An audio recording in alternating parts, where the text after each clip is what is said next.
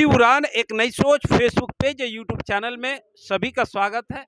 मैं अभी book fair किताब का मेला के ग्राउंड के अंदर है और उसमें एक स्टॉल लगा हुआ है जिस स्टॉल का नाम है कॉफी हाउस चार पासे। जो दिखाइए थोड़ा सा, जिस स्टॉल में अभी हम फिलहाल हैं कॉफी हाउस से चार पासे, ठीक। तो यही हम स्टॉल के अंदर हैं और ये स्टॉल का कितना कत नंबर है? 148 148 148 दो नंबर गेट के पास अभी हम है, बगल में ही है इनका स्टॉल और यहाँ मिल गए हैं। इनसे हम बहुत सारा बात करेंगे। इनका किताब लिखा गया है, तो कौन सा किताब है और कैसे पूरा हम जानकारी इनसे ही लेंगे।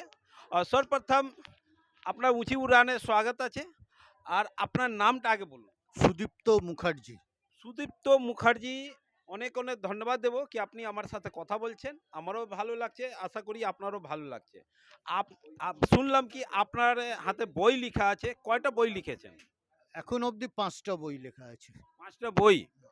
মার্কেটে কয়টা বই চলছে? মার্কেটে 3টে বই আপাতত আছে।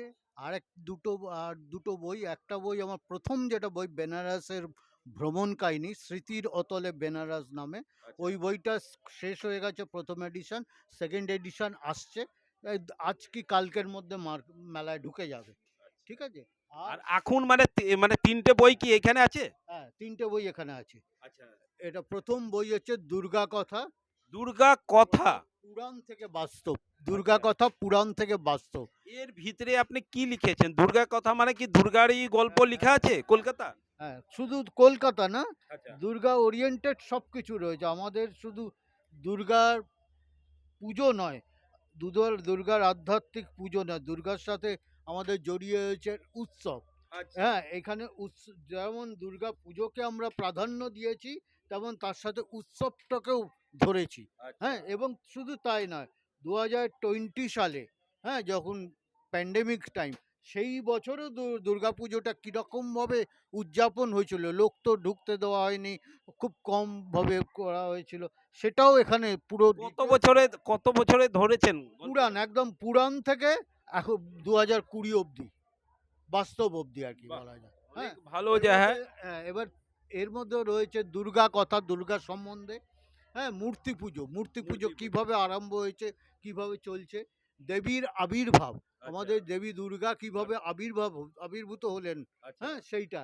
তারপরে দেবীর চালচিত্র, দেবীর পেছনে যে চালচিত্র থাকে, আর স্বজন পরিজন, মানে আচ্ছা। দেবীর সাথে যা ছেলে মানে মেয়ে। অনেক আছে তো, হ্যাঁ, এটার মধ্যে হ্যাঁ, পুরো একদম হ্যাঁ, হ্যাঁ, বিবরণ মানে পরপর হ্যাঁ, মানে অনেক হ্যাঁ, লাইন আছে। চালচিত্র, তার সাথে দেবীর স্বজন পূজন, পরিজন। স্বজন পরিজন মানে হচ্ছে দেবীর ছেলে মেয়ে, হ্যাঁ, লক্ষ্মী, গণেশ, কার্তিক, আচ্ছা, সরস্বতী, সবাই সম্বন্ধে লেখা আছে। মহালয়া, অমাবস্যা, আচ্ছা, মহালয় যে অমাবস্যাটা হয় তার সম্বন্ধে লেখা আছে। অকাল বোধন, আচ্ছা, হ্যাঁ, রামচন্দ্র যে অকাল বোধন করেছিল তার উপর লেখা।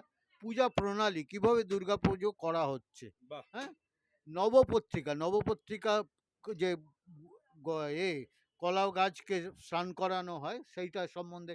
কুমারী পুজো, কুমারী হ্যাঁ, পুজো। অনেক জায়গায়, বেশিরভাগ জায়গায় এখন বারোয়ারি পুজোতে সাধারণত কুমারী হয় না, কিন্তু অনেক পারিবারিক পুজোয়, অনেক প্লাস জায়গা হচ্ছে। বেলুর মঠে হ্যাঁ, কুমারী বেলুড় পুজো, মঠেও হয়। হ্যাঁ, খুব বিখ্যাত। নবদুর্গা, দুর্গার 9টা রূপের সম্বন্ধে এখানে লেখা আছে। আচ্ছা। এই যে বেলুর মঠে দুর্গা পুজো কিভাবে হয়, এর সব ইতিহাস ধর্মী করে। মানে অনেক মানে কি ভালোই মানে কি বাংলার যে হ্যাঁ, দুর্গোৎসব, বাংলায় কিভাবে কবে আরম্ভ হয়েছিল দুর্গা পুজো, তার এখনো কিরম পরিস্থিতি, কিভাবে উৎসব হচ্ছে সেটা। কলকাতার দুর্গোৎসব, কলকাতাও কবে থেকে শুরু হয়েছিল, তা এখন কি সব। হ্যাঁ, পারিবারিক পুজো, বারোয়ারি পুজো বাড়ি। কিভাবে এলো। হ্যাঁ, তারপর আবাসন, এখন নতুন হয়েছে, বিভিন্ন বড় বড় কমপ্লেক্স হচ্ছে, বিল্ডিং কমপ্লেক্স, তার ভেতরেও এখন দুর্গাপুজো হচ্ছে। আবাসিকরা পুজো করছে সেইটা। হ্যাঁ, তারপরে মহিষাসুরের গীতি আলেখ্য, যেটা বীরেন্দ্রকৃষ্ণ ভদ্র রেডিওয় প্রতি বছর গীতি আলেখ্যটা করে, তার সম্বন্ধে লেখা আছে।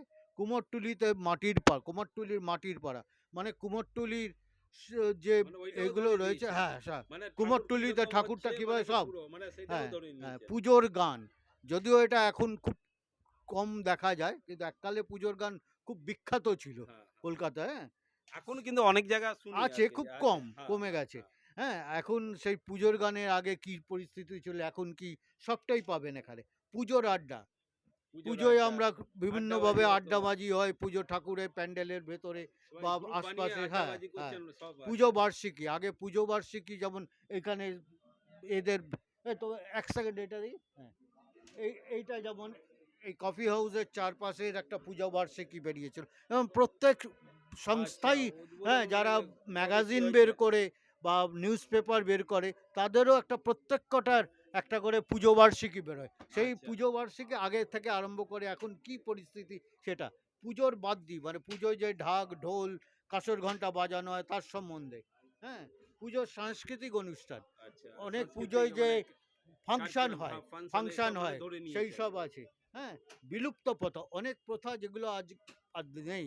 হ্যাঁ, সেই মানে সব ধীরে, ধীরে মানে কমে কনকালঞ্জলি, গেছে। হ্যাঁ, সেইগুলো ধরা হয়েছে। বিবিধ এছাড়া নানা রকম রয়েছে। প্লাস, মানে অনেক মানে হ্যাঁ, আপনি হ্যাঁ, টোটালি ধরে নিয়েছেন। মানে কুমোরটুলিটাও আপনি এড করে হ্যাঁ। দিয়েছেন।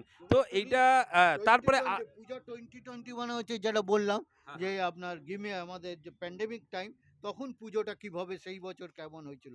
পুজোর বিবিধতায়ও আমরা অনেক কিছু রেখেছি। আচ্ছা, এইটা তো হয়ে গেল। কেন লং ভিডিও হয়ে যাবে। হ্যাঁ। তারপরে আর একটা কি বই আছে?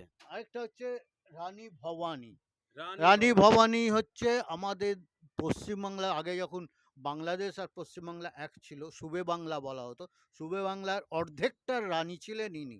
আচ্ছা, হ্যাঁ, রানী ভবানী। হ্যাঁ, এই নিয়ে বেনারসে যে বাঙালি টোলা অঞ্চল, তার বেশি, তিনি ৩৬৫টা বাড়ি ওখানে গরিব ব্রাহ্মণদের তার মারফত এই দান করেছিলেন। হ্যাঁ, তিনি আচ্ছা, দান তৈরি করে দান বাহ! করেছিলেন। প্লাস প্রচুর বেনারসে ওনার অবদান রয়েছে।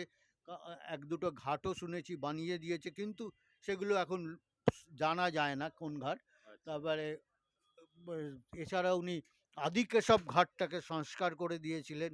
হ্যাঁ?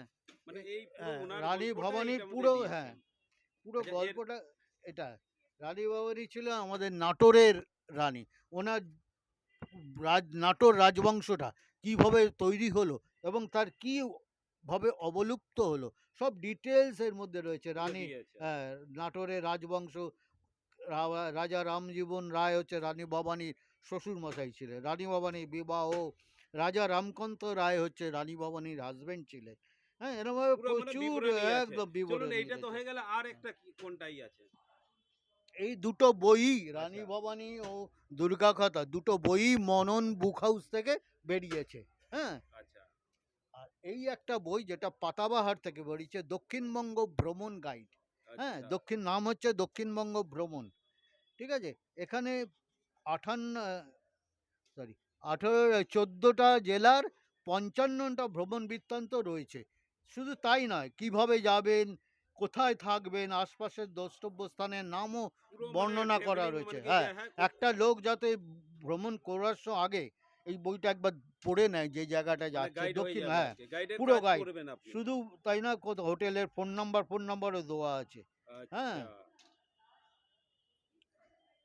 এই যে যেমন হালিশহরে পুরসভার লজ রয়েছে, এখানে থাকতে পারেন। মানে সব এখানকার ফোন কনট্যাক্ট নাম্বার, এইসব হ্যাঁ, সব নাম্বার কন্টেন্ট, দেওয়া আছে। হ্যাঁ, এর আশপাশে নৈহাটির বড় মা, টোটাল দক্ষিণবঙ্গের ম্যাক্সিমাম চলুন তবে জায়গাটা। লাস্ট, কেন কি ভিডিওটা লং হয়ে যাচ্ছে। তো লাস্ট একটাই আমি কথা বলবো, আপনি তো বই লিখেছেন, সবারই ভালো লাগে। লাস্ট আমার সবার থেকেই একটাই কোশ্চেন, এইটা যা লিখেছেন, আপনার মনের মধ্যে একটা ভালোবাসা নিজের জন্যে হ্যাঁ, তো নিজের নিশ্চয়ই ভালোবাসা, আছে। কেমন নিজের লাগছে? নিজের ভালোবাসা। এবার একটা লোক বই লিখলে, বইটা কিনলে মনে হয় যেন আমার খাটনিটার একটা দাম পেলাম। দাম পেলাম। তো লোককে কি বলবেন যারা আসবে, স্টলে আসবে হ্যাঁ, আপনার যে লোক বই? নিজের পছন্দ অনুযায়ী বই নেবে। আচ্ছা। তবে না কেউ কিন্তু আপনি বই তো গাইডও অনেক হ্যাঁ, করেছেন। আশা করি কি সবাই হ্যাঁ, নেবে কিন্তু আমার হিসাবে। হ্যাঁ, দেখা যাবে সেটা। আচ্ছা। তো চলুন, আপনাকে ধন্যবাদ। আর আপনাকেও ধন্যবাদ দেব। আর তার আগে এই মানে যে স্টলের যে কফি হাউসের চারপাশের যে ওনার আছেন, উনার সাথে একটু কথা বলবো। দাদা নমস্কার, আপনার কি নাম হলো? আমার নাম স্বপ্নাঞ্জন গোস্বামী। তো তো উঁচু উড়ানে স্বাগত আর ভালো নিশ্চয়ই লাগবে। আর স্যারকে পেলাম, ইনি যে কবি মানে বই লিখেছেন পুরো আচ্ছা, তো ভালো লাগলো কি একটা আমি পেয়েও গেলাম। আর আপনারা সবসময়ই থাকেন স্টলে, কিন্তু যারা লেখক, যারা লিখে সবসময় পাওয়া যায় না। কিন্তু পেয়েছি, আমি ধন্য। আর ইনার বিষয়ে আর আপনার যে এই যে লিখেছেন কফি হাউসের চারপাশে, মানে কি হলো? আর ম্যাগাজিনটাও মানে বেরোচ্ছে মানে এর একটু ডিটেইলস एक्चुअली ये हमारा मंथली मैगज़ीन है, लिटरेसी मैगज़ीन है। हर महीने निकलते हैं। सिर्फ़ शारदीय संख्या नहीं, बाकी 10 महीने में 10 निकलते हैं। एक शारदीय संख्या और 2 महीने कंबाइंड आते हैं। अब सबको मालूम है, बंगाल का, कलकत्ता का जो सांस्कृतिक चर्चा है, जो सांस्कृतिक केंद्र है, वो कॉलेज स्ट्रीट में केंद्रीभूत है। वहाँ पे सबसे ज़्यादा लिटरेसी और पब्लिशर्स का दुकान कॉलेज स्ट्रीट में है। और कॉलेज स्ट्रीट में एक ऐसा जगह है जो हेरिटेज के लिए बहुत माहिर है, वो है इंडियन कॉफ़ी हाउस। जहाँ पे सत्यजीत राय से शुरू करके सुनील गांगुली, हमारा विभूतिभूषण, अच्छा, ये सब इस जगह कभी रोकेंगे थोड़ा देर के लिए। ये कॉफी हाउस जो आप, अच्छा बात है, तो कॉलेज स्ट्रीट में जो कॉफी हाउस है उनके नाम पर क्या ये आप निकाले हैं? नहीं, बात यही है, हाँ। वो नर्व सेंटर है। अच्छा। कॉफ़ी हाउस वो बंगाल का लिटरेसी मूवमेंट का नर्व सेंटर है।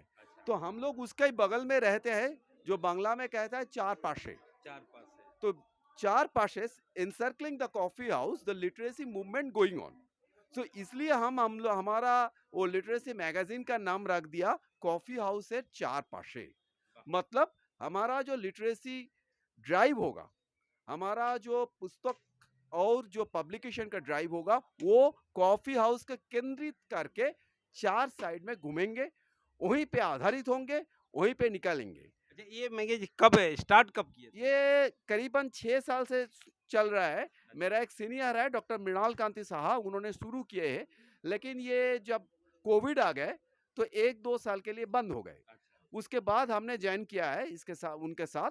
तो फिर से हम ये मैगजीन मंथली मैगजीन करके, पहले ये था बाई मंथली और ट्राई मंथली मैगजीन, अभी ये मंथली मैगजीन बन गया है और चल रहा है। और बहुत सारे लोग मंथली माने महीना में एक बार एक निकलता बार है? निकलते हैं। उसका प्राइस क्या है, थोड़ा बोल पाएंगे? हाँ, देखिए ये स्पेशल इशू में ज़्यादा प्राइस रहता है, अदरवाइज़ ये 60 रुपए का आसपास ही रहता है, 50 से 60 रुपए का आसपास ही रहता है। मैंने ज्यादा दाम नहीं है। ज़्यादा बिल्कुल दाम नहीं है। हम लोग का जो प्राइसिंग आता है, कॉस्टिंग आता है, वो उससे बहुत गुना ज़्यादा है। लेकिन इतना कम रखने का क्या कारण है, माने कि लोगों तक आपको पहुंचाना? लोगों का पहुंचना है, लोगों का इन्फ्लुएंस करना है, और नया-नया जो राइटर है, नया-नया जो पोएट है, उनको एक प्लेटफ़ॉर्म दिलाना हमारा मकसद है। वो देखिए क्या होता है, हर पोएट का, हर राइटर का सौभाग्य नहीं होता है अपनी किताब पब्लिश करने का। सही बात। कभी कभी इकोनॉमिक कंडीशन भी आता है, रुकावट डाल देते हैं।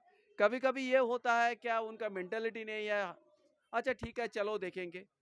तो उन लोगों का एक प्लेटफॉर्म में लाना, देखिए आप नया लेखक है, मैंने आप प्लेटफॉर्म में दे रहे हैं? हम प्लेटफॉर्म दे रहे हैं, वाह! हम उनका प्लेटफॉर्म दे क्या रहा है। बात है! और इसीलिए सिर्फ उनका ही लिए हम लोग ये बुक फेयर में स्टॉल रखते हैं, क्योंकि उनका भी बुक फेमस और एमिनेंट ऑथर जैसे सुदीप्त होता है, और एक और ऑथर बैठा है देवाशीष लाहा सर, इन लोगों का साथ साथ उनका भी किताब रह जाए, वो लोग आए स्टॉल में, उनसे बात करें, कुछ सीखे, आदान प्रदान हो गए।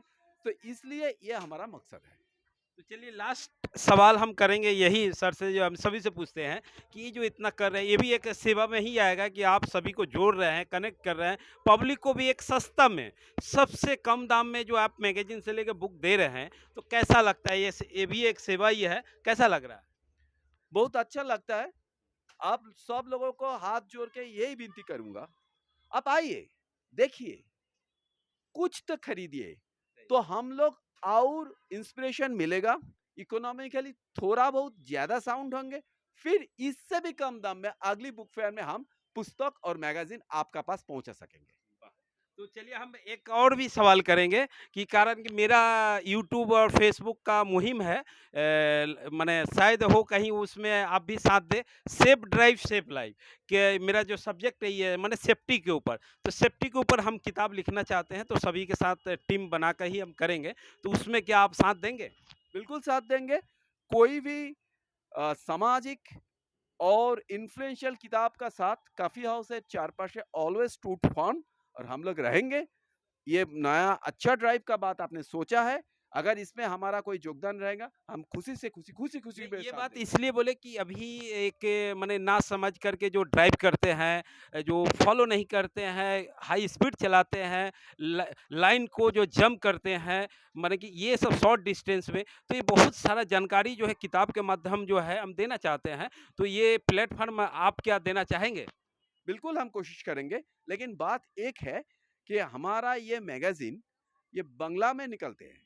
बांग्ला, हिंदी, इंग्लिश सभी में ये बांग्ला में चलेगा? अगर चलेगा माने तो ये तो मुहिम है, माने कि ये तो हिंदी और बिल्कुल बांग्ला बोल के हैं। हमारा मैगज़ीन में आप और कोई आदमी इसके ऊपर आर्टिकल लिख सकता है, माने हम छपेंगे। बांग्ला बांग्ला आप कीजिए उसके बाद हिंदी, इंग्लिश। हाँ, हाँ, हाँ, हम बिल्कुल छपेंगे। वाह! हमारा मैगज़ीन में ये बिल्कुल छपा होगा। क्या नाम बताया सर अपना? स्वप्नांजन गोस्वामी, मैं एक कार्ड भी दे देता हूँ आपको, तो आपको सबको मेरी तरफ से, मेरा कंपनी की तरफ से, मेरे साथियों की तरफ से बहुत-बहुत हार्दिक शुभकामना। बुक फेयर में आइए, अच्छी किताब देखिए, कुछ खरीदिए। Thank you so much. देखिए बहुत अच्छा गोस्वामी जी बहुत अच्छा बात बोले और मेरा मुहिम में भी वो अपना प्लेटफॉर्म देने के लिए तैयार हो गए। तो लगता है इनका दिल बहुत ही अच्छा है, एक इंसानियत जो है इंसान के अंदर इंसानियत होता है। तो आज ये प्रथम बार मिले हैं, इनसे पहले कभी नहीं मिले हैं, ये प्रथम बार मिलकर मुझे बहुत अच्छा लगा। उम्मीद करते हैं कि आपको भी ये वीडियो ज़रूर अच्छा लगा होगा। तो लाइक कीजिए, शेयर कीजिए और ज़्यादा अगर अच्छा लगे कोलकाता वासी अगर हैं तो आप स्टॉल में ज़रूर आइए, अच्छा ज़रूर लगेगा और जो अच्छा लगेगा आप बुक 1, 2, 10 काहे कि जितने भी लोग आ रहे हैं तो बैग में भर-भर के लेके जा रहे हैं। तो मुझे अच्छा लगा और सर को भी अच्छा लग रहा है, आपको भी ज़रूर अच्छा लगा। तो चलिए सभी को हम धन्यवाद देकर स्टॉप कर रहे हैं।